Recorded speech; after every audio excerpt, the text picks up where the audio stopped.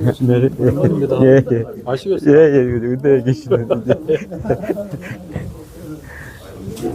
마이크가 여기.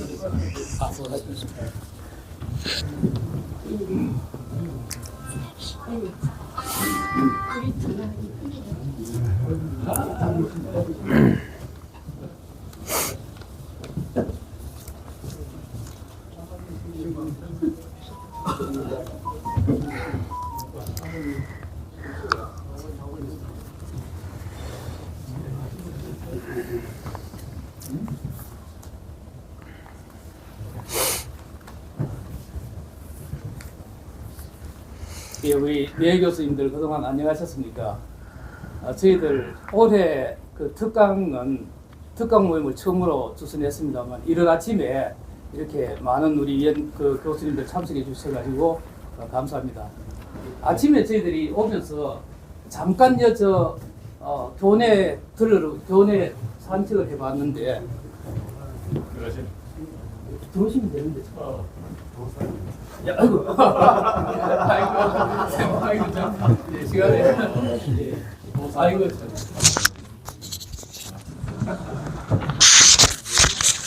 야, 오늘 참 이렇게. 지금 벌써 시작을 하셨습니까, 한기로 교수님?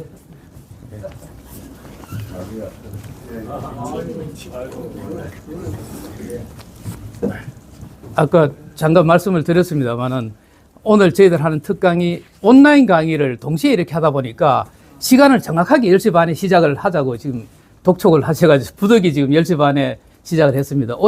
우리 교수님들 오시느라고 너무 수고 많으셨습니다. 저는 이제 조금 일찍 와가지고 모처럼 교내를 한 바퀴 돌아봤는데 저희들이 이제 가지고 있던 그 교내에 대한 어떤 아름다운 전경 모습이 더더욱 참 새롭게 와닿습니다. 오늘 저는 이제 그런 생각을 해보면서 우리가 왜 일신, 우일신이라고 하는 게 상당히 우리 생활의 기본 모토로 생각하지 않습니까? 나날이 우리를 새롭게 해서 좀 더 나를 새롭게 하자라는 생각을 해봤는데, 근데 자연이란 이 친구들은 저절로 일신하는 것 같아요. 저절로 일신, 우일신 하면서 우리한테 이런 모습을 쫙 보여주는 게 저는 오늘 아침에 정말 잠깐 너무 감명 깊었습니다. 더군다나 로스쿨 근처에 이렇게 다니면은 그 벚꽃도 있고 뭐 있지 않습니까? 그 중에 제일 먼저 알리는 게 개나리거든요. 요 자연자원대학하고 로스쿨하고 사이에 있는 연못에 보면 그 개나리가 있습니다. 오늘 이제 회장님 모시고 잠깐 걸어보니까 거기 개나리가 벌써 쫙 피었더라고요. 이 좋은 봄날입니다. 봄날 우리 교수님들 바쁘실 텐데 이렇게 많이 참석해 주셔가지고 오늘 특강도 성황리에 잘 이루어질 것 같습니다. 오늘 특강은 저희들 국어국문학과의 교수로 재직하시다가 정년 퇴임하시고 이번 3월 1일부터 명예교수로 이제 신입 온 아주 그 따끈따끈한 우리 명예교수님이라고 볼 수 있습니다. 이 최동주 교수님은 이제 방금 우리 대학에서 재직하실 뿐만 아니고 우리 언어학회 그리고 한민족 어문학회에서 회장까지 역임하시고 해서 학술적이라든지 또는 문화적으로 우리나라 저명한 그야말로 뭐 두 손가락 안에 들어가라 하면 수습할 정도로 저명하신 그래 첫 손에 꼽히는 그런 분이 아닌가라고 보여집니다.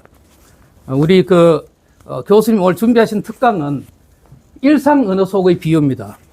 일상 언어 속의 비유는 저는 오늘 이 주제도 우리 명예교수님들한테 참 정말 적합하겠다. 근데 명예교수님들 떠나서 모든 우리 일반인들에게도 꼭 공개해보고 싶은 주제다.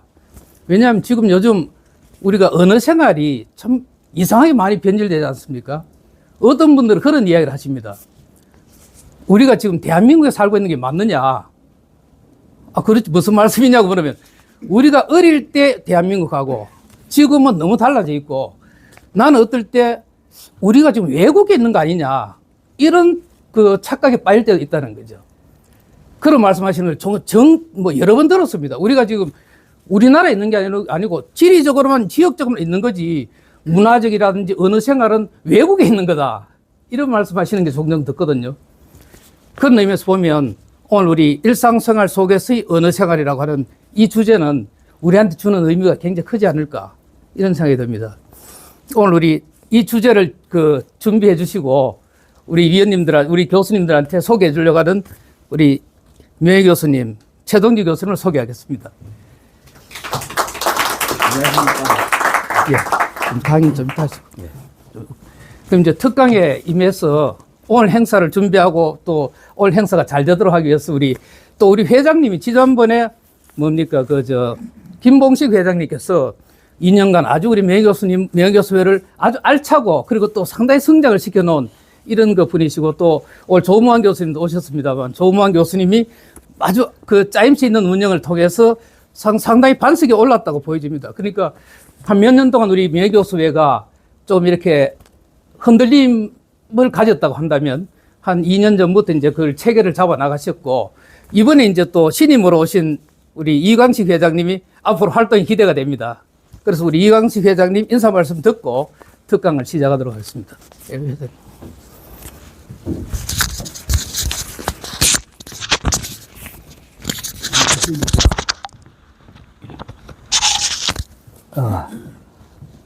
오늘 날씨가 참 좋습니다. 제가 67년도에 소위 영남대학에 들어서 오늘에 이르렀는데 참 세월이 유수 같다 하지만 그 말씀이 진짜 마음에 와닿습니다. 특히 우리 바쁘신 중에도 우리 전 회장님이신 도 회장님, 또 직전 김봉식 회장님, 또 이래 오시고, 또 저는 이렇게 생각합니다. 교수님 한 분 한 분이 그 분야의 도서관이다. 지금 말하지만 그 도서관이 움직이는 도서관이다. 이렇게 저는 생각하고 있습니다. 교수님 한 분이 수백 명을 감내할 수 있는, 수천 명을 감내할 수 있는 그런 저력과 지식과 마음 씀씀이 등을 가지고 있다고 생각되어집니다. 특히 최 박사님은 제가 소실적에 참 학교 오셔가지고 동안이었습니다. 한데 오늘 저는 처음 들어서 머리가 허옇게 얼굴 보는 남을 이제 처음 보니까 다시 못 봅니다. 얼굴에 땀 부위가 계셨나 했는데 이제 인사를 하는데 그 얼굴을 이제 포커싱을 해서 보니까 최 박사구나 하는 걸 알았습니다. 세월이 참 우리 인생을 고장난 시계는 정지해가 그대로 있지만 인생은 흘러서 이리 가는구나 싶습니다. 또 의대에 계시는 김성환 교수님도 오시고 저는 마음 뿌듯하게 여러분 덕에 제가 열심히 하겠습니다. 그러면은 최 교수님의 강연을 같이 들어봅시다. 박수로 항명해 주십시오. 예, 그렇잖아. 제가 또 나와서 미안합니다만은 오늘 특강에 앞서서 방금 우리 의과대에 계시는 김성관 교수님 말씀이 있었습니다만 우리 지금 오신 분들은 전부 다 우리 회장님, 도명기 회장님 이하 이제 회장님도 계시고 하시지만 오늘 김성환 교수님하고 사모님이 직접 오셨거든요. 우리가 사모님을 환영하는 의미에서 박수를 한번 부탁드리겠습니다. 자, 그러면 이제 특강을 시작하도록 하겠습니다.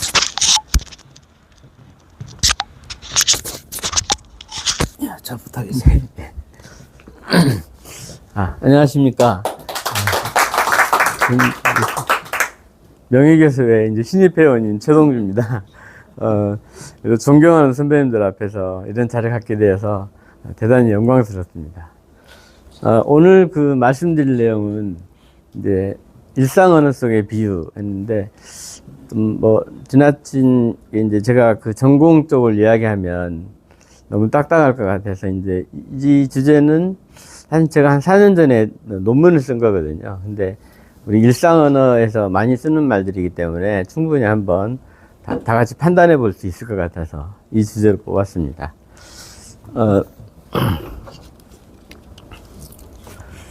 전체적으로는 이제 먼저 일상 언어 속의 비유가 어떻게 쓰이는지 보여드리고, 그 다음에 이제 제가 구체적인 사례를 가지고 말씀드려야 이해하기가 쉬우니까 우리 시간 표현을 어떻게 하는지 이야기하고, 그 시간 표현에 쓰이는 말들이 이제 많은 언어에서 나타나니까 보편성을 가지고 있다 하는 이야기하고, 또 그것이 또 그 언어를 사용하는 그 사회에 따라서 또 조금씩 차이가 있거든요. 그래서 그런 점까지 살펴보고 마지막으로 이제 더 생각해 볼 문제를 말씀드리겠습니다.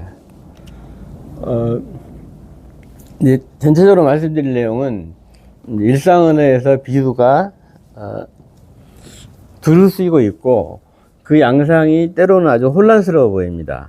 근데 제가 말씀드리는 것은 전혀 혼란스러운 게 아니라 아주 체계적이다 하는 이야기고요. 그 다음에 아까 말씀드렸듯이 많은 언어에 나타나고 사회 문화적인 특성도 가지고 있다 하는 이야기입니다.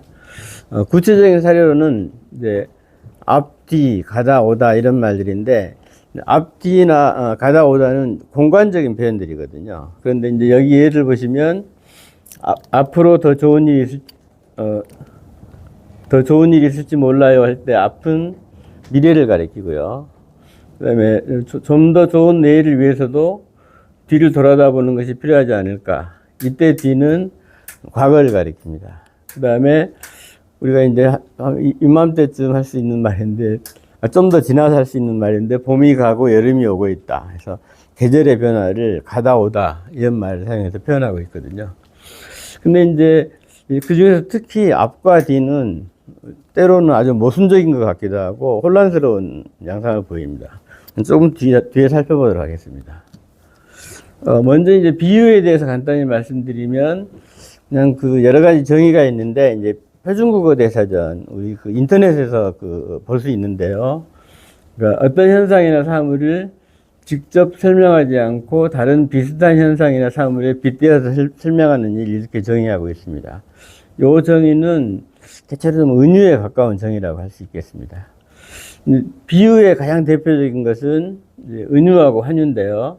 이제 은유는 요 첫 번째 정의는 이제 숨겨져 있다는 뜻을 강조한 것 같고, 두 번째 정의가 중요한데, 어떤 것을 다른 종류의 것의 관점에서 이해하고 경험하는 것이다, 이렇게 말하는데, 예를 들면 인생은 여행이다 했을 때 이제 인생을 여행의 관점에서 이해한다, 이렇게 생각하시면 되겠습니다. 그 다음에 이제 환유는 어떤 사물을 그것의 속성과 밀접한 관계가 있는 다른 낱말을 빌려서 표현하는 수사법, 이렇게 얘기하는데, 예를 들면 뭐 백악관은 아무 말도 하지 않고 있다 했을 때, 백악관은 미국 대통령이 그 관저와 집무실이 있는 공간이기 때문에 이제 이 대통령과 밀접한 관계가 있는 것이죠. 그래서 이 백악관으로 미국 정부를 대신할 수 있다, 이런 이야기가 되겠습니다. 비유에 대해서는 그동안에 이제 이건 아리스토텔레스의 말인데, 일탈의 언어다, 이렇게 이야기도 했고, 혹은 부차적이고 장식적인 요소로 보기도 했고요.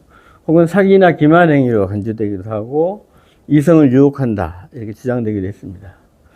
아리스토텔레스는 은유를 잘 구사하는 능력이 천재의 징표라고 했는데, 그러면서 이제 그 이유는 훌륭한 은유를 만들어내는 것은 이질적인 것들에서 직관적으로 유사성을 찾아내는 것이기 때문이다, 이렇게 말했습니다. 근데 이제 이 말은 은유를 아주 높이 평가한 것 같으면서도 아무나 다 할 수 있는 건 아니다, 이제 이런 뜻이 좀 포함되어 있는 것 같습니다. 낭만주의 시대에는 아예 언어 자체가 은유적이다, 이렇게 이야기하기도 했고요. 오늘날은 이제 은유, 환유 등 비유가 일상생활에서 뗄 수 없는 것으로 제가 생각을 합니다. 그래서 1분에 한 6번 정도. 아주 이런 걸 이제 세우는 방법도 있는데 엄청나게 많이 사용합니다. 여기에는 이제 흔히 말하는 죽은 은유라는 것도 포함되어 있습니다. 그러니까 더 이상 비유라고 느끼지 못하는 것도 포함해서 말하는 거고요. 그래서 이제 뭐라고 얘기할 수 있냐면, 이제 우리가 언어 생활을 하는 것 자체가 은유와 환유를 사용해서 말을 하는 것이고, 은유와 환유로서 생각하고 판단하고 행동한다고까지 이야기합니다. 근데 이제 이 말은 상당한 의미가 있는 말인데, 말하자면 비유가 우리 앞에 이 정의를 해보면 여기 수사법이라고 이렇게 했지 않습니까? 그러니까 수사법이라는 것은 언어 표현의 문제다 하는 것인데, 여기서는 지금 뭐라고 하고 있냐면 단순히 언어만의 문제가 아니라 생각하고 판단하고 행동하는 방법이다, 이렇게까지 이야기하고 있는 것이죠. 여기는 이제 일상적인 표현들입니다. 우리가 보통 많이 하는 말인데, 뭐 시간을 아껴 써라든지, 뭐 시간을 투자해야 된다든지, 뭐 이런 것들은 시간을 돈으로 생각하고 한 이야기고요. 또 뭐 이론이 붕괴됐다, 뭐 주장을 주택해질 수 있는 증거가 필요하다, 뭐 토대가 빈약하다, 이런 것들은 이론이나 주장 같은 것을 건물이라고 생각하고 말한 것입니다. 그래서 이제 시간을 돈이라고 했으면 시간을 목표 영역, 그다음에 돈을 근원 영역. 근데 이제 요 번역은 그렇게 좋아 보이지는 않습니다, 사실은. 이제 그 돈이라는 것을 빌려서 시간을 이해하는 것이니까 제 생각에는 혹시 뭐 매체 영역 정도가 좋아 보입니다. 아마 이게 이제 그 소스 도메인이라는 말을 번역하다 보니까 근원 영역이라고 하게 된 것 같습니다. 그래서 이제 시간은 돈 이렇게 말하면 그런 것은 우리가 사고하는 방식이니까 그걸 개념적 은유라고 부르고, 그 다음에 아껴 쓰다, 투자하다, 전략하다 이런 것들은 그런 개념적 은유에 근거한 은유적 표현이다, 이렇게 이야기합니다. 아까 그 건물 그 이론의 관점에서 본 것을 이렇게 이제 그 대응하는 것을 그려보면 이렇게 됩니다. 그래서 뭐 건물을 세우는 것은 이론을 세우는 것, 건물의 구조는 이론의 구조, 뭐 그 건물의 토대는 이론의 바탕이 되는 사실, 뭐 이런 것들을 이야기하게 되겠고, 건물이 뭐 붕괴되는 것은 이론이 유지되지 못하는 거, 이런 식으로 이제 되겠죠. 이거는 이제 그 중학교 2학년 과학교과서에 나온 건데, 그 전류의 흐름을 그 이해하기 위해서 보여주는 그림입니다. 그런데 여기 보시면 이제 그림을 아주 똑같이 이제 그려놨거든요. 그리고 오른쪽에도 보면 학습 활동으로 물레방아가 뭐에 대응하는지 전구가 되겠죠. 물의 흐름은 전류에 대응하고, 펌프는 전지에 대응하고, 이런 걸 보면 이제 우리가 비유하고 좀 거리가 멀 것 같은 과학적인 사실에 대해서 이해할 때도 비유를 사용해서 이제 이해를 한다, 이런 이야기죠. 그래서 이제 비유가 우리의 사고를 굉장히 많은 부분을 차지하고 있구나 하는 걸 알 수가 있습니다. 근데 제가 이제 구체적인 사료를 말씀드린 게 시간 표현인데, 사실 시간이라는 것은 우리가 눈으로 볼 수도 없고 만질 수 없는 거기 때문에 시간을 이해하는 데는 좀 인류가 시간이 좀 걸리지 않았겠습니까? 그래서 사실은 대부분의 언어에서 시간 표현은 은유적으로 표현합니다. 그래서 아까 그 회장님 말씀하실 때도 세월이 흐른다고 이렇게 얘기하셨는데, 시간이 마치 액체처럼 흘러가는 것처럼 이렇게 표현하게 되는 거거든요. 그래서 이제 시간적 위치나 변화는 흔히 앞뒤로 표현되고요. 그러니까 과거는 그러니까 미래는 앞으로, 과거는 또 뒤로 표현되고, 언어에 따라서는 이제 위아래로 표현되는 언어도 있긴 합니다. 근데 압도적으로 앞뒤를 많이 사용하고 있고요. 그 다음에 시간의 변화는 가다 오다, 이렇게 이제 생각을 합니다. 근데 이제 이 시간과 관련해서 이제 흔히 사람들이 이걸 그래프로 그릴 때 이런 그림을 많이 사용하거든요. 여기 보시면 과거에서 미래 방향으로 화살표가 이렇게 그어져 있고, 이제 자기가 있는 위치가 현재라 이렇게 표현하는데, 이걸 보면은 마치 시간이 과거에서 미래로 흘러가는 것 같은 생각이 들거든요. 그래서 저도 이제 수업하는 학생들한테 시간이 과거에서 미래로 가는지, 미래에서 과거로 가는지 물어보면 학생들이 상당히 이제 고민을 하고 막 그러거든요. 근데 이제 적어도 우리가 언어로 표현할 때는 이렇게 표현합니다. 봄이 가고 여름이 오고 있다. 그러니까 여름은 앞에 있는 거잖아요. 봄은 뒤에 있는 거고. 그러니까 우리가 말로 할 때는 미래에서 과거로 간다, 이렇게 이제 생각을 하고 있는 거라 볼 수 있겠습니다. 아까 잠깐 말씀드렸는데, 그 앞뒤가 아주 모순적인 것처럼 보이는 예가 많이 있다고 했는데, 아까 그 예를 다시 보면, 여기를 보면, 여기 앞이 미래고 뒤가 과거로 이렇게 이해되지 않습니까? 근데 이제 이 표현을 보면 우리는 앞세대 분들의 그래서 누적된 경험을 존중해야 한다. 근데 이때 앞은 과거를 가리키고 있고요.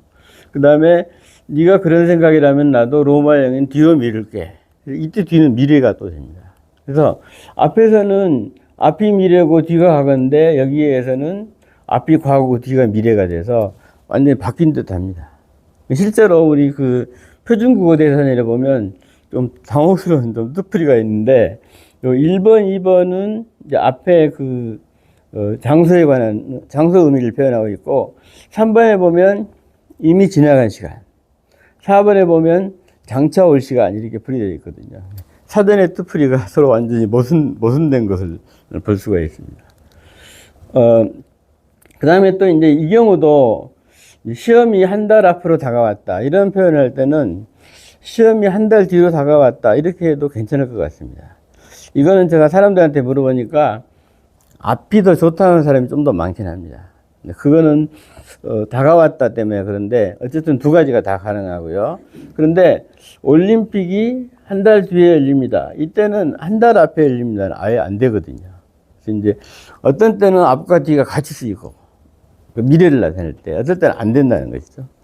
또 이제 이런 표현도 아주 재미있는 표현인데 앞으로 한 달 뒤면 모든 게 바뀔 거야 했을 때 앞과 뒤가 다 미래를 가리키거든요. 근데 이 경우는 앞과 뒤를 바꿨으면 안 됩니다. 뒤로 한 달 앞이면 모든 게 바뀔 거야. 이게 말이 안 되지 않습니까? 그래서 이제 제가 그 말씀드리려고 하는 것 중에 하나가 뭐냐면 이렇게 앞과 뒤가 이렇게 좀 모순적으로 쓰이는 것처럼 보이는데 그것이 아주 체계적인 현상 중에 하나다. 이제 이걸 말씀드리려고 하는 것입니다. 근데 그걸 이해하기 위해서 이제 이 시간을 공간 개념을 빌려서 사용한다 그랬으니까 공간 개념을 좀 더 이해할 필요가 있는데 이제 이런 나무가 앞에 있다 그러면 만약에 이제 공이 이 자리에 있다면 이때는 이 자리를 앞이라고 이렇게 표현하게 됩니다. 근데 이제 이 자리에 있을 때는 나무 뒤에 있다 이렇게 표현하겠죠. 그렇죠? 그래서 내 위치가 어딘가에 따라서 앞뒤가 다 달라지게 되어 있습니다. 그래서 이거는 이 방향을 가리킬 때 자기를 중심으로 한 거고요. 근데 이런 경우는 이제 차 같은 경우는 차 자체의 앞뒤가 정해져 있기 때문에 내가 어디 있든지 앞뒤가 안 달라지는 것이고요. 그 다음에 요거는 뭐 달리기를 할 때 결승점에 가까이 있는 사람이 앞에 있는 거고 멀리 있는 사람이 뒤에 있는데 이 경우도 내 위치에 따라 달라지지 않는 거거든요. 그래서 이제 흔히 뭐라고 부르냐면 이거는 자기를 기준으로 한 것이니까 자아참조점, 자기 기준 체계라 이렇게 말할 수 있고 이거는 뭐 사물 기준 체계라 이렇게 말할 수가 있습니다. 근데 한 가지 오해가 있을 수 있는데 여기 뒤가 사실은 좀 문제인데 이제 이 뒤를 우리가 말할 때 나무 뒤라고는 말하지만 내 뒤라고는 말하지 않잖아요. 나를 기준으로 할 때 여전히 앞이거든요. 그래서 사실은 자기 기준 체계에서 뒤는 여기가 아니고 요쪽이 됩니다. 그래서 요 경우는 이 자리는 여전히 내 기준이면 앞인 거죠. 그러니까 이 자리는 뭐라고 이해할 수 있냐면 내 기준의 앞이고 나무 기준의 뒤다 이렇게 말할 수가 있는 거거든요. 그래서 이제 자기 중심일 때는 앞은 여기고 뒤는 이쪽이 됩니다. 그 다음에 이때도 혹시 여기가 앞이고 여기를 뒤라고 할 수 있지 않을까 생각할 수 있는데 이때는 자기가 기준이 아니기 때문에 아예 문제가 안 되는 거거든요. 그래서 이제 정리해 보면 자기 기준일 때는 눈앞이 앞이고 등 쪽이 뒤다 이렇게 생각하시고 이거는 자기 기준이 아닙니다. 사물 기준이 되는 거고요. 그 다음에 이렇게 그 사물 자체가 앞뒤를 가지고 있을 때는 그걸 그대로 따르고 그 다음에 어떤 순서가 정해져 있을 때는 순서상 먼저인 쪽이 앞이고 이렇게 생각하시면 되겠습니다. 근데 시간의 경우도 똑같이 그렇게 됩니다. 시간도 자기를 기준으로 하는 경우가 있고 자기가 기준이 아닌 경우가 있고 그렇게 되거든요. 이제 이 경우는 시간이 기준인 경우인데 이제 자기가 기준인 경우인데 이때는 우리가 이제 보통 살아갈 때 미래를 내다보고 있다고 생각하기 때문에 우리의 방향은 미래 쪽이라고 볼 수가 있겠죠. 근데 이때 이제 두 가지가 있을 수 있는데 하나는 뭐냐면 이제 내가 미래를 위해서 살아간다 이렇게 생각할 수가 있고요. 그럴 때는 시점들이 이렇게 새겨져 있고 거기를 내가 쭉 걸어간다고 생각하시면 될 것 같습니다. 또 하나는 나는 이 자리에 가만히 있고 사건들이 쭉 나를 지나간다 이렇게 생각할 수도 있을 것 같습니다. 그래서 이거는 사람 혹은 사건이 이동하는 경우고 사람이 이동하는 경우고 이거는 시간 혹은 사건의 시간이 이동하는 경우다 이렇게 할 수가 있죠. 그래서 이제 여기 예를 보시면 앞으로 좋은 일이 있을 것입니다. 때로는 뒤를 돌아볼 필요가 있다 했을 때는 요번 첫 번째 체계가 되겠고요. 근데 요 경우는 내가 서 있다고 봐도 마찬가지가 됩니다. 근데 힘차게 나아가자, 꿈을 향해 가자, 10년 전으로 돌아가 이런 경우는 이제 내가 이동하고 있는 것이라고 볼 수가 있겠고요. 그 다음에 크리스마스가 다가오고 있다, 세월이 덧없이 흘러갔다 이 경우는 두 번째 체계가 되겠죠. 근데 이제 두 가지 체계가 있는데 어느 체계든 미래는 항상 앞에 있고 과거는 뒤에 있습니다. 그래서 이걸 굳이 구별하지 않아도 그냥 미래는 앞, 과거는 뒤 이렇게 생각하시면 될 것 같습니다. 반면에 이제 나의 위치와 무관한 것은 아까 그 요경으로 생각하시면 될 것 같습니다. 그래서 예를 들면 이게 뭐 추석이고 이게 크리스마스고 이게 설날이고 이게 다음에 뭐 동짓날이고 아니 보름날이고 뭐 이렇게 된다면 이런 사건들이 쭉 이렇게 나를 지나간다 이렇게 생각하실 수 있는데 이때는 순서상 앞쪽에 있는 것이 먼저가 되고 뒤쪽에 있는 것이 뒤가 되고 그러겠죠. 근데 이제 요 도표도 약간 오해할 수 있는데 요거는 내가 이 위치에 있을 때 이것들이 앞이라는 뜻이고요. 이것들이 뒤라는 뜻입니다. 그리고 사실은 이때 앞뒤는 고정적인 것이 아니라 사건들의 위치에 따라 상대적으로 정해지는 것이기 때문에 여기 B는 나를 기준으로 보면 뒤에 있지만 나보다 나를 기준으로 먼저 앞이지만 A를 기준으로 볼 때는 D가 되겠죠. 그죠?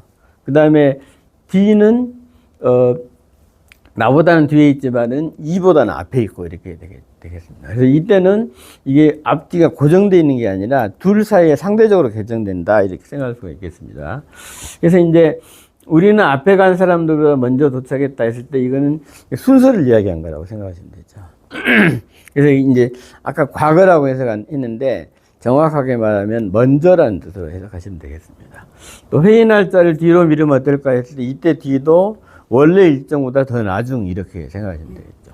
그래서 이 뒤가 항상 미래가 되는 것은 아닙니다. 그래서 여기 보시면 그대를 만난 뒤 삶의 눈뜬해 어떤 시집의 제목인데 이때는 이제 그대를 만난 사건 뒤 그보다 나중에 이런 뜻이니까 뒤가 그대를 만난 것보다는 나중이지만 지금의 그 기준으로 보면 여전히 과거지 않습니까? 그러니까 뒤가 무조건 미래가 되고 앞이 과거가 되고 그런 건 아니라는 것이죠. 먼저 나중이 더 정확한 의미라는 뜻입니다. 근데 아까 이제 이런 은유나 환유가 개념적인 거라고 했는데 그래서 단순히 언어만의 문제가 사실은 아니거든요. 그래서 이제 여기 보시면 수화 혹은 제스처가 있는데 사실 이제 언어 연구에서는 제스처를 좀 더 중요하게 생각하거든요. 제스처는 거의 무의식적으로 하니까. 근데 제스처 연구는 아직 그렇게 정리가 많이 안 됐고요. 이제 수화는 어느 정도 정리가 되어 있는데, 이제 시간을 개념할 때, 앞을 말할 때는 이렇게 한다고 합니다. 이렇게. 앞을 가리킬 때는. 그 다음에 뒤를 가리킬 때는 이렇게 해서 이렇게 한다고 합니다. 이렇게 해서 이렇게. 그러니까 뒤를 말할 때는 손을 등 쪽 방향을 이야기하고, 앞을 말할 때는 손을 앞으로 내민다 이런 얘기죠. 그래서 이제 일단 자기를 중심으로 할 때 과거와 미래는 앞뒤를 언어 표현과 똑같이 사용하고 있다는 걸 알 수가 있고, 그 다음에 이제 요거는 미루다인데 미루다는 이렇게 표현한다. 그래서 왼쪽 먼저 하고 오른쪽 나중에 하고, 그 다음에 당기다 할 때는 오른쪽을 먼저 하고 왼쪽을 나중에 하고. 그래서 이제 언어 표현하고 좀 다른 것은 이제 좌우를 사용한다는 점이 좀 차이가 있는데, 그럼에도 불구하고 왼쪽이 앞과 대응하기 때문에 원리는 똑같다 이렇게 이야기할 수 있습니다. 그래서 이제 요거가 보여주는 것은 이제 수어에서도 시간 표현을 할 때 나를 기준으로 할 때는 앞 뒤를 사용하고, 그 다음에 사건들 사이의 순서를 이야기할 때는 먼저 나중, 그래서 다른 체계를 사용한다는 걸 알 수가 있는 거죠. 그래서 아까 공간 표현을 그대로 사실은 은유적으로 사용한 거라는 걸 볼 수가 있습니다. 그래서 이제 그렇게 생각해 보면 앞에서 이제 혼란스럽게 보이던 예들이 다 설명이 될 수가 있습니다. 뭐 간단히 말씀드리면 앞으로 더 좋은 일이 있을 거야. 그건 자기 기준이고요. 자아 중심이고, 앞 세대 분들하면 지금 세대보다 먼저라는 뜻이니까 사건 기준이라 할 수가 있겠죠. 그 다음에 아까 표준국어 대사전 뜻풀이에서 이미 지나간 시간, 앞이 이미 지나간 시간이라 할 때는 이때는 자기 중심이 아니고 사건의 시간 중심이다. 이렇게 생각하시면 되고, 그 다음에 장차 올 시간 할 때 이때는 자기를 중심으로 한 것이다. 이렇게 얘기할 수가 있겠습니다. 그 다음에 이제 아까 이 사람들이 흔히 시간을 이렇게 개념화하는 것은 어떻게 이야기할 수 있냐면, 이건 시간이 흘러가는 것을 표현한 게 아니라 우리가 그렇게 살아간다는 것을 표현한 것이다. 이렇게 이해하시면 될 것 같고요. 그 다음에 이제 이 경우는 이제 8번 같은 경우는 보통 우리가 시간을 나타낼 때는 두 가지 체계를 다 사용할 수 있거든요. 그러니까 일단 두 개가 다 되는 거고, 그 다음에 이제 나번이 좀 어려운데, 이거는 이제 올림픽이 어느 시점에서 발생한다는 거기 때문에, 올림픽이 어느 시점에서 발생한 것은 그 위치는 나하고는 사실 상관이 없는 거거든요. 그래서 뭐에 해당한다고 볼 수가 있냐면, 이거에 해당한다고 볼 수 있습니다. 그래서 어떤 사건이 지금 나의 위치가 여기 있고, 그러니까 아까 얘기했죠. 어느 시점, 올림픽 열린 시점이 여기 있고, 그보다 먼저인지, 동시인지, 나중인지 여기에 해당된다고 볼 수가 있거든요. 그래서 이제 이때는, 어떤 사건이 어느 때 발생함을 표현할 때는 사건의 발생이 그때와 동시임을 나타내며, 이때는 나의 위치와 무관하기 때문에 자기를 기준으로 한 체계가 아니라 사건 참조점의 체계를 따르는 것으로 보입니다. 그래서 앞은 안 되고 뒤만 되는 것으로 보이고요. 9번은 이거하고 같은 현상이기 때문에 거기에 준해서 이해하시면 될 것 같습니다. 제가 좀 빨리 끝내려고 좀 빨리 말씀드렸는데요. 이제 방금 살펴본 현상이 사실 한국어에만 나타나는 건 아니고 대부분의 언어에 다 나타납니다. 그래서 여기 이제 제가 영어를 들었는데 in the weeks ahead of us, 우리 앞에 있는 거라 했는데 이건 자기 참조점이고요. That's all behind us now에서 다 지나간 일이다 했을 때 behind를 사용하고 있죠. 그 다음에 following 혹은 proceeding 했을 때는 그냥 그 주 사이에 앞뒤, 먼저 나중만을 이야기하고 있는 거거든요. 그래서 영어에서도 역시 ahead, behind 이런 경우는 자기를 중심으로 한 체계고, 그 다음에, 이런 경우는 순서상 나중, 먼저를 따지는 것이니까, 이제, 사건 참조점이다. 이렇게 얘기할 수가 있죠. 제가 이제 중국어를 더 들까 하다가 안 들었는데, 중국어도 마찬가지입니다. 그래서 다른 언어도 다 대부분 다 비슷하고요. 근데 그럼에도 불구하고 세부적인 현상은 조금 차이가 있는데, 이 경우는 이제 제가 이제 한국어에서 한자하고 우리 고유어하고도 차이가 사실 있거든요. 그래서 앞하고 전을 보시면 이제 앞으로 좋은 일만 있을 거야 했는데 전으로 좋은 일만 있을 거야 하지 않거든요. 앞과 전도 차이가 사실 있는 거죠. 그 다음에 비가 오기 전에 말려야 한다 했을 때 이때는 비가 오기 앞에 말려야 한다 또 안 되거든요. 우리 앞 전자니까 앞과 전이 똑같을 것 같지만 용법이 상당히 차이가 있습니다. 또 그 다음에 영어하고 한국어도 차이가 있는데 이거는 제가 이제 영어에 자신 없는데요. 보니까 레이코프 존슨이라는 책에 보면 Let's move the meeting ahead a week 했을 때 이 문장이 두 가지로 해석된다고 하거든요. 만약에 이번 주가 두 번째 주라고 하면 이 문장이 첫째 주로 옮기자는 뜻도 되고 셋째 주로 옮기자는 뜻도 된답니다. 근데 한국어에서는 한 가지 뜻밖에 안 되지 않죠. 그래서 이제 이것도 역시 차이가 있다는 걸 알 수가 있습니다. 아주 특이한 언어도 있는데 안데스 지역에 있는 아이마라 언어에서는 미래가 뒤고 과거는 앞이다 이렇게 표현하는 언어도 있다고 합니다. 근데 이런 언어는 극히 드물어서 이런 언어가 몇 개 있는 것이 어떤 보편성에 크게 문제가 사실은 되는 건 아닙니다. 그래서 요약해 보면 비유라는 것은 일탈의 언어가 아니고 문학적 수사에만 나타나는 것도 아니고 일상 언어에 매우 빈번하게 쓰인다 하는 것이고요.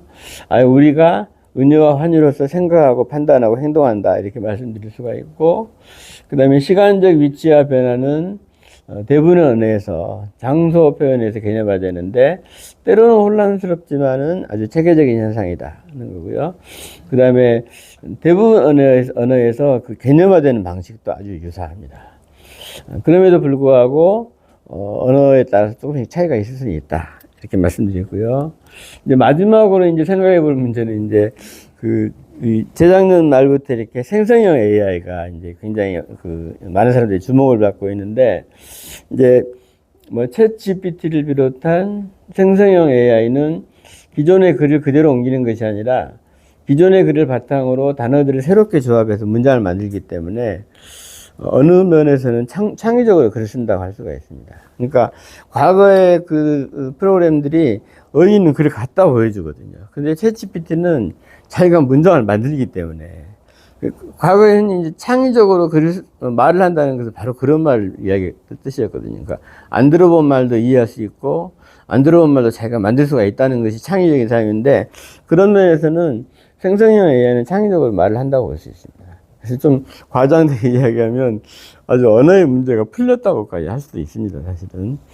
근데 이제 그 생성형 AI가 쓴 글이 인간의 글과 매우 유사하므로 인간처럼 글을 쓴다 혹은 언어를 구사한다 이렇게 말할 수도 있겠는데 근데 이제 사실은 아직까지 정확히 살펴보지 않은 것이 뭐냐면 얼마만큼 유사하고 얼마만큼 차이가 있는지는 우리 사실 정확히 안 본 거거든요. 그래서 좀 더 세밀한 검토가 좀 있어야 할 것 같고요. 그 다음에 제가 생각했을 때는 좀 차이가 있을 것 같은 생각이 좀 듭니다. 인간의 언어 학습은 언어 자료뿐만 아니라 체험까지를 바탕으로 한다. 그런데 말하자면 우리가 뜨겁다는 것을 개념할 때는 뜨거운 감각도 우리가 기억하는 거거든요. 또 맵다 할 때도 매운 감각도 기억하고. 그런데 AI는 언어 학습할 때 그런 식으로 하지는 않잖아요. 그래서 차이가 좀 있다는 것이죠. 그죠? 그래서 그런 학습 과정에서 이런 차이가 어떤 결과를 초래할지는 사실 아직은 밝혀진 건 아니거든요. 그래서 이제 오늘 제가 말씀드린 이 생성형 AI가 쓴 글에서 비유를 당연히 쓰겠죠. 사람들이 쓴 걸 흉내내서 쓰니까. 근데 정말로 얼마만큼 유사하고 다른지는 사실 봐야 할 문제가 아닌가 그런 생각이 듭니다. 그래서 물론 이제 이 생성형 AI가 어느 정도는 충분히 비유를 사용하고 그러겠지만 다른 예를 하나 들어보면 우리 바둑 같은 경우는 얼마 전에 이제 알파고가 나왔을 때 사람을 이길 수 있나 사람이 그것만 사실 봤었는데 결과적으로 우리가 알게 된 것은 뭐냐면 좀 사람하고 다르다는 거거든요. 그래서 작년인가 재작년인가 우리나라에서 그 AI 바둑 대회를 했는데 사실 프로 기사들이 잘 이해를 못할 정도로 다르게 두거든요. 그래서 이제 만약에 AI가 바둑 두는 것과 사람이 바둑 두는 게 다 차이가 있다. 그러면 언어는 더 큰 문제거든요. 왜냐하면 바둑은 규칙이 하나고 또 목표도 딱 정해져 있는 건데 우리 사람의 삶은 뭐 규칙이 하나가 있는 게 아니고 목표도 다 다르지 않습니까? 그래서 만약에 그런 차이가 어떤 상당한 차이를 가져올 수도 있다 이렇게 생각합니다. 그래서 앞으로 아마 여러분께서도 이제 우리가 일상언어 쪽에서 사용하실 때 이 말 속에 얼마만큼 비유가 많이 들어있나도 한번 생각해 보시고 또 관심을 가져보시면 재미있을 것 같습니다. 이것으로 말씀 마치겠습니다. 우리 최동규 교수님께서 상당한 많은 연구를 거쳐가지고 이제 검토한 결과를 오늘 저희들이 아주 일목요연하게 알기 쉽도록 설명을 잘 해주셨습니다. 근데 실제로 일상 언어 속의 비유를 이제 앞과 뒤라고 하는 시간 개념으로만 사용하셔가지고 하셨는데 우리가 아주 익숙하게 아는 용어면서도 사실이 좀 뒤죽박죽 돼가지고 이렇게 체계적인 설명을 안 하면 우리가 설명하라 그러면 잘 못할 정도로 그런 언어도 많다는 그런 생각을 했는데 근데 생각해보니 앞과 뒤뿐만 아니라 우리 생활 속에 무심코 쓰는 용어 중에 비유적으로 쓰는 언어가 굉장히 많은 것 같아요. 그리고 또 함축적으로 쓰는 용어도 많은 것 같고 예를 들어서 뭐 누구는 좋은 사람이다 라고 이런 이야기할 때 좋다라고 하는 개념, 나쁘다라고 하는 개념도 기준을 어디에 두느냐에 따라서 다 달라질 수 있는 것이 그러니까 우리의 언어 생활이라고 하는 게 이게 참 비유와 함축의 의미가 참 대단하고 그걸 정말 우리가 말하는 사람, 화자와 듣는 사람의 공감대라고 하는 게 이게 언어 생활이 무엇보다 중요하겠다. 이쓴 사물을 보고 표현하면서 어떤 보는 공감대가 있어야지 그 사물에 대한 느낌을 서로 같이 하고 이해력을 같이 하겠다. 이런 생각도 좀 들거든요. 그래 보면 이제 지금 일상생활 속에서 언어의 비유를 AI하고 비유해서 말씀하셨는데 앞으로 AI가 저는 볼 때 AI가 언어 생활을 해결하셨다라고 하는 그런 말씀도 해주셨지만은 언어 생활 해결이라고 하는 단순히 이제 번역이나 통역의 의미에서 가능할 수 있을지 모르지만 저는 AI의 새로운 생성형 글을 만드는으로 해서 우리가 공감대 형성이 이루어지지 않은 상태에서 표현하는 것 이건 새로운 또 문제를 만들 수 있지 않느냐 이런 측면에서 AI형 어떤 AI가 만드는 언어 생활에 대해서는 우리가 각별한 또 좀 더 다른 주의를 해야 되겠다 이런 생각이 드는데 우리 그런 문제까지도 잘 지적을 해주셨습니다. 우리 최동규 교수님 발표에서 다시 한번 뜨거운 박수로 감사합니다. 우리 교수님들 혹시 뭐 질문이 있으시면 지금 발표가 나면 항상 빨리 자리에 들어가고 싶거든요. 근데 그 다음 기다리는 질문 같은 게 있습니다. 질문도 하고 토론도 좀 하시고 이래가지고 조금 우리 그 상식을 좀 넓혀주시고 들어가셔야지. 혹시 질문하실 분 있으십니까? 제가 이제 학생들한테 할 이야기는 가만히 있는 건 정말 이건 안 된다. 뭐 제가 물으면 잘 모르겠습니다라고 하는 학생들도 많아요. 근데 우리 교수님들은 안 그러잖아요. 근데 잘 모르겠습니다라는 말을 절대로 하면 하지 마라. 모르기 때문에 와 있는 것이니까 무엇이든 물어보라. 이런 이야기를 하는데 우리 교수님들은 잘 모르겠다 그만하자 이런 이야기는 안 하시죠? 어떻습니까? 혹시 뭐든지 질문하실 분 있으면 한번 질문 한번 해주세요. 예, 우리 김준호 교수님. 기간 강연 잘 됐습니다. 가만히 이제 제가 들으면서 느낀 거는 이 비유, 언어의 비유 때문에 모국어를 쓰는 우리는 정말 한 시간 익혀온 건데 만약 한글을 처음 배운 사람한테는 정말 어렵겠구나. 뭐 앞과 뒤가 완전히 상반된 그런 경우도 있고. 그래서 혹시 우리 한글뿐 아니고 다른 외국어의 언어에도 비유의 사용 뭐 빈도랄까 정도가 어느 정도 되는지 그런 어떤 통계나 뭐 비교가 없습니다. 이제 그 비율을 사용 빈도를 계산하는 거는 이제 아까 말씀드렸듯이 이제 죽은 은유, 비유라 거의 느끼지 못하는 것까지 다 포함해 가지고 이제 비율을 이렇게 조사하는 방법이 있습니다. 이제 그 방법에 의하면 우리가 보통 사전에 보시면 사전 찾아보면 어떤 단어 뜻풀이가 여러 개 나와 있잖아요. 그러면 되게 첫 번째 단어가 원래 뜻이고 그 다음부터 나온 건 되게 비유로 확장된 뜻들이거든요. 그래서 이제 그런 경우는 다 비유로 간주해 가지고 계산하면 정말 많이 나옵니다. 뭐 거의 반 이상 나올 것 같습니다. 그런데 이제 장르에 따라 좀 다르고요. 아까 말씀하신 대로 외국어 학습에서도 상당히 어려운 문제가 사실 됩니다. 특히 이제 비유적으로 차이가 있다든지 또 같은 비유인 것 같은데도 아주 서로 선호하는 체계가 좀 다를 수가 있기 때문에 이제 사실 그동안에 그 비유가 이렇게 많이 연구된 건 아닙니다. 아까 얘기했듯이 뭐 일타의 언어 이렇게 해가지고 언어학에서도 많이 연구를 안 하고 막 그랬었거든요. 최근에 와서는 관심을 많이 갖고 있는 것 같습니다. 앞으로 좀 많이 연구가 필요한 분야라고 생각이 됩니다.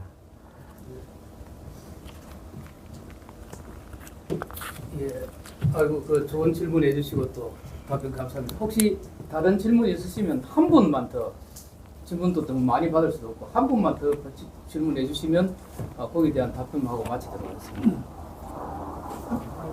예, 황평님. 예, 정강님 잘 들었습니다. 지금 저기 가위에 쓰신 게 조금 논란이 있을 수도 있을 것 같아요. 네. 그 조합을 새롭게 한다고 해서 우리가 창의적으로 그걸 쓴다. 이런 문제가 좀 생기게 되는 건지 지금 우리가 챗 GPT를 이용해서 사실은 뭐 수업도 하고 여러 가지 코딩도 하고 이런 참 좋은데 글을 쓰는 거 시도시키니까 잘 듣더라고요. 시도 잘 만들고 그래서 그리고 우리가 어디까지 좀 이렇게 창의적인 문장이나 이렇게 할 수 있을지 좀 더 논란이 예. 그래서 이제 창의적이라든가 뭐 상상력이라든가 이런 거에 대해서 이제 견해 차이가 분명히 있을 수 있거든요. 근데 지난번에 한번 저도 이제 심리학하는 선생님하고 한번 이야기를 해봤는데, 이제 저는 어떻게 생각하냐면, 이제 사실 제가 이제 고등학교 막 졸업하고 무슨 4차원의 세계라는 책을 읽었는데, 그 책을 설명하시는 분은 4차원의 세계를 굉장히 여러 가지로 쉽게 설명을 하거든요. 근데 저는 머릿속으로 그릴 수가 없더라고요. 이제 그래서 느낀 게 뭐냐면 사실 우리가 경험해보지 않은 것을 상상하기 어렵다고 생각을 했거든요. 창의적이라는 것도 별로 없는 걸 만들어내는 건 아니라는 생각이 듭니다. 그래서 그럼 창의적의 본질이 뭔가 하면은 어떤 그동안에 있는 거라 하더라도 새롭게 조합하는 것이 창의력이라고 볼 수 있지 않을까 생각하거든요. 그래서 우리가 코로나 때 무슨 드라이브 스루 비슷하게 그런 것도 창의적으로 이거 하지 않습니까? 그래서 이제 그런 의미로 생각하면, 그러니까 창의력을 창의적이라는 것은 없는 걸 새로 만들어내는 것만 이야기하는 것이 아니라 새로운 조합을 만들어내는 것도 창의적으로 한다면 그런 의미에서는 창의적이라고 할 수가 있을 거라고 봅니다. 당연히 이제 견해 차이는 있을 수가 있겠습니다. 지금 AI의 언어 생활이 우리한테 이제 얼마나 우리한테 적합할 수 있느냐, 적합성. 창의성만 가진다고 해서 그게 우리 AI를 활용하는 목적은 우리의 본성을 우리가 나타내고자 하는 의도를 정확히 표현해 주기를 원하는 거지. 그래서 AI가 자기의 생각을 담아서 다른 말을 해버린다고 하면 화자와 다른 내용이거든요. 그래 된다면 그건 창의성이 아니라 그것은 새로운 어떤 하나의 문제를 새로 만들어낼 수 있는 그런 가능성도 있지 않느냐 이런 생각이 들어서 사실 AI를 통한 어떤 표현 문제는 우리 앞으로 정말 참 신중해야 되겠다 이런 생각이 많이 듭니다. 어쨌건 오늘 훌륭한 강의를 해주신 우리 최동주 교수님에게 감사의 박수를 크게 한번 보내드립니다. 네, 감사합니다.